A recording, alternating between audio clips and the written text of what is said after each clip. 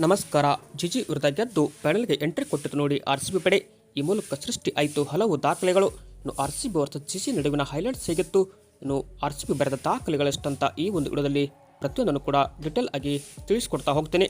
ಆದ್ದರಿಂದ ದಯವಿಟ್ಟು ನೀವೇನಾದರೂ ಇನ್ನೂ ನಮ್ಮ ಒಂದು ಯೂಟ್ಯೂಬ್ ಚಾನಲ್ಗೆ ಸಬ್ಸ್ಕ್ರೈಬ್ ಆಗಿಲ್ಲ ಅಂದರೆ ಈ ಕೂಡಲೇ ಸಬ್ಸ್ಕ್ರೈಬ್ ಆಗಿ. ಸ್ನೇಹಿತರೆ, ಇನ್ನು ನಿನ್ನೆ ನಡೆದ ವಡೋದರದಲ್ಲಿ ಆರ್ಸಿಬಿ ಮತ್ತು ಜಿಜಿ ಪಂದ್ಯ ಮುಖಾಮುಖಿಯಾಗಿತ್ತು.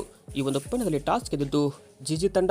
ಇನ್ನು ಬ್ಯಾಟಿಂಗ್ ಮಾಡಿದ ಮೊದಲು ಆರ್ಸಿಬಿ ತಂಡವಾದರೆ ಆರ್ಸಿಬಿ ತಂಡದ ಪರ ಆರಂಭಿಕರಾಗಿ ಕಣಕ್ಕೆ ಇಳಿದಿದ್ದು ಗ್ರೇಸ್ ಹ್ಯಾರಿಸ್ ಮತ್ತು ಸ್ಮೃತಿ ಮಂದನ ಅವರ ಜೋಡಿ. ಇನ್ನು ಗ್ರೇಸ್ ಹ್ಯಾರಿಸ್ ಅವರು ರೇಣುಕಾ ಸಿಂಗ್ ಅವರಿಗೆ ಮೊದಲ ಓವರ್ನಲ್ಲಿ ಔಟ್ ಆದರೆ ಸ್ಮೃತಿ ಮಂದನ 26 ರನ್ ಹೊಡೆದು ಅವರು ಕೂಡ ಔಟ್ ಆದರು. ಜಾರ್ಜಿ ಅವಲ್ 1, ಗೌತಮಿ ನಾಯಕ್ ಅವರು ನಮ್ಮ ಆರ್ಸಿಬಿ ತಂಡದ ಮೊತ್ತವನ್ನು ಹೆಚ್ಚಿಸಲು 73 ರನ್ ಹೊಡೆದು 55 ಬಾಲ್ ತೆಗೆದುಕೊಂಡರು. ಇನ್ನು 7 4, 1 ಸಿಕ್ಸರ್ ಸಹಿತ 132 ಸ್ಟ್ರೈಕ್ ರೇಟ್ ಇವರದಾಗಿತ್ತು. ರಿಚಾರ್ಡ್ ಬೋಸ್ 27 ಹೊಡೆದರೆ ನದೀನ್ ಡಿಕ್ಲರ್ಕ್ 4, ರಾಧಾ ಯಾದವ್ 17, ಕೊನೆಯದಾಗಿ ಶ್ರೇಯಾಂಕಾ ಪಾಟೀಲ್ ಕಡೆಯಿಂದ ಕೂಡ 2 ಬ್ಯಾಕ್ ಟು ಬ್ಯಾಕ್ ಬೌಂಡ್ರಿ ಹೊಡೆದರ ಮುಖಾಂತರ ಆರ್ಸಿಬಿ ತಂಡದ ಮೊತ್ತವನ್ನು 178ಕ್ಕೆ ಹೆಚ್ಚಿಸಿದರು. ಇನ್ನು ಜಿಜಿ ತಂಡದ ಪರವಾಗಿ ರೇಣುಕಾ ಸಿಂಗ್ ಅವರು 1 ವಿಕೆಟ್ ಪಡೆದರೆ ಕಾಸಿ ಗೌತಮ್ ಮತ್ತು ಅಸ್ಲೆ ಗಾರ್ಡನ್ ತಲಾ 2 ವಿಕೆಟ್ ಪಡೆದು ಇಲ್ಲಿ ಮಿಂಚಿದರು. ಇನ್ನು ಈ ಒಂದು ಟಾರ್ಗೆಟ್ ಬೆನ್ನತ್ತಿದಂಥ ಜಿಜಿ ತಂಡದ ಆರಂಭ ಕೂಡ ಇಲ್ಲಿ ಚೆನ್ನಾಗಿರಲಿಲ್ಲ. ಇನ್ನು ಜಿಜಿ ತಂಡದ ಪರ ಆರಂಭಿಕರಾಗಿ ಕಣಕ್ಕೆ ಇಳಿದಿದ್ದು ಬೆತ್ ಮುನಿ ಮತ್ತು ಸೋಫಿಯಾ ಡೆವೆನ್.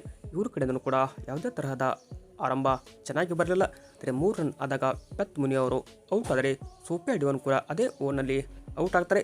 ಬಟ್ ಹೀಗಾಗಿ 5ಕ್ಕೆ 2 ವಿಕೆಟ್ ಕಳೆದುಕೊಂಡು ಸಂಕಷ್ಟಕ್ಕೆ ಸಿಲುಕಿದ್ದ ಈ ಒಂದು ಜಿಜಿ ತಂಡಕ್ಕೆ ಆಸರೆಯಾಗಿದ್ದು ಅನುಷ್ಕಾ ಶರ್ಮಾ ಮತ್ತು ಅಸ್ಲೆ ಗಾರ್ಡರ್.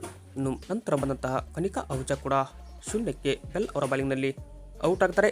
ಇನ್ನು ಅನುಷ್ಕಾ ಶರ್ಮಾ 18 ರನ್ ಆದಾಗ ಅವರು ಕೂಡ ಡಿಕ್ಲರ್ಕ್ ಅವರ ಬಾಲಿಂಗ್ನಲ್ಲಿ ಪೆವಿಲಿಯನ್ ಸೇರಿದರೆ ಕೊನೆಯದಾಗಿ ನಾಯಕಿ ಕೊನೆಯ ತನಕ ನಿಂತ್ಕೊಂಡು ಆಡಿದರೂ ಕೂಡ ಗೆಲುವು ಸಾಧ್ಯ ಆಗಲಿಲ್ಲ. ಇನ್ನು 43 ಬಾಲಿಗೆ 54 ರನ್ ಹೊಡೆದ ಅಸ್ಲೆ ಗಾರ್ಡರ್ 5 4 ಜೊತೆಗೆ 1 ಸಿಕ್ಸರ್ ಸಹಿತ 125 ಸ್ಟ್ರೈಕ್ ರೇಟ್ನಲ್ಲಿ ಬ್ಯಾಟ್ ಬೀಸಿದರು. ಬಟ್ ಇವರ ನಂತರ ಬಂದಂತಹ ಯಾವ ಆಟಗಾರರು ಕೂಡ 2 ಅಂಕಿ ಮೊತ್ತ ಇಲ್ಲಿ ದಾಟಿಲ್ಲ. ಅಸ್ಲೆ ಗೌತಮ್ 4 ರನ್ ಹೊಡೆದರೆ ಜಾರ್ಜಿ ವಾರ್ಯಮ್ 2, ಇನ್ನು ಭಾರತಿ ಪಲುಮಲಿ 14, ತನುಜಾ ಕನ್ವರ್ 11, ರೇಣುಕಾ ಸಿಂಗ್ 6 ರನ್ ಹೊಡೆದು ಅಷ್ಟೇ ಸಕ್ತಾದರು.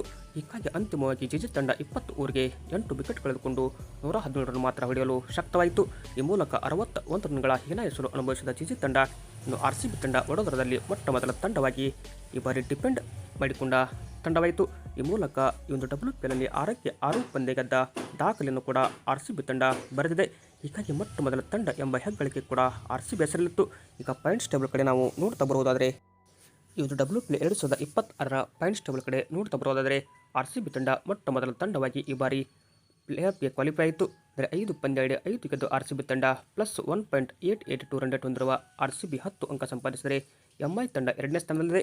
ಎಂಐ ಆಡಿರುವ 5 ಪಂದ್ಯಗಳಲ್ಲಿ 2 ಗೆದ್ದು 3 ಸೋತಿದೆ.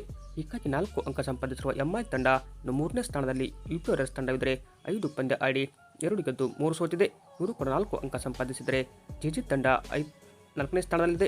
ಇನ್ನು ಆಡಿರುವ 5 ಪಂದ್ಯಗಳಲ್ಲಿ 2 ಗೆದ್ದು 3 ಸೋತಿರುವ ಜಿಜಿ ತಂಡ ಕೂಡ 4 ಅಂಕ ಸಂಪಾದಿಸಿದರೆ ಇನ್ನು ಕೊನೆಯ ಸ್ಥಾನದಲ್ಲಿ ಡೆಲ್ಲಿ ಕ್ಯಾಪಿಟಲ್ಸ್ ತಂಡವಿದೆ.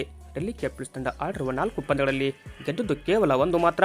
ಇನ್ನು 3 ಪಂದ್ಯ ಸೋತಿರುವ ಡೆಲ್ಲಿ ತಂಡ 2 ಅಂಕ ಸಂಪಾದಿಸಿ ಅಂದರೆ ಆರ್ಸಿಬಿ ಪ್ಲೇ ಆಫ್ ಹೋಗೋದು ಖಚಿತ. ಇನ್ನು ಈ ಮೂಲಕ ಆರ್ಸಿಬಿ ಫೈನಲ್ಗೆ ಎಂಟ್ರಿ ಕೊಡೋದು ಖಚಿತ ಅಂತಲೇ ನಾವು ಇಲ್ಲಿ ಹೇಳ್ಬೋದು. ಯಾಕೆಂದರೆ ಮೊದಲ ತಂಡವಾಗಿ ಕ್ವಾಲಿಫೈ ಆಗಿರೋದ್ರಿಂದ ಆರ್ಸಿಬಿ ಇನ್ನು ಮುಂದಿನ ಪಂದ್ಯ ಗೆಲ್ತಾ ಹೋದರೆ ಫೈನಲ್ಗೆ ನೇರವಾಗಿ ಎಂಟ್ರಿ ಕೊಡುವ ಎಲ್ಲ ಸಾಧ್ಯತೆ ಇದೆ. ವಿಡಿಯೋ ಇಷ್ಟ ಆದರೆ ಲೈಕ್ ಮಾಡಿ. ಹಾಗೆ ನೀವು ಈ ಬಾರಿ ಆರ್ಸಿಬಿ ತಂಡ ಫೈನಲ್ಗೆ ಎಂಟ್ರಿ ಕೊಡುತ್ತೋ ಇಲ್ಲೋ ಎಂಬುದನ್ನು ಕೂಡ ಕಮೆಂಟ್ ಬಾಕ್ಸಲ್ಲಿ ನಿಮ್ಮ ಅನಿಸಿಕೆಯನ್ನು ತಪ್ಪದೆ ಕಮೆಂಟ್ ಮಾಡಿ. ಹಾಗೆ ನೀವೇನಾದರೂ ಇನ್ನೂ ನಮ್ಮ ಒಂದು ಕನ್ನಡ ಸ್ಪೋರ್ಟ್ಸ್ ಅಫಿಷಿಯಲ್ ಯೂಟ್ಯೂಬ್ ಚಾನಲ್ಗೆ ಸಬ್ಸ್ಕ್ರೈಬ್ ಆಗಿಲ್ಲ ಅಂದರೆ ಈ ಕೂಡಲೇ ಬೇಗನೆ ಸಬ್ಸ್ಕ್ರೈಬ್ ಆಗಿ. Thank you.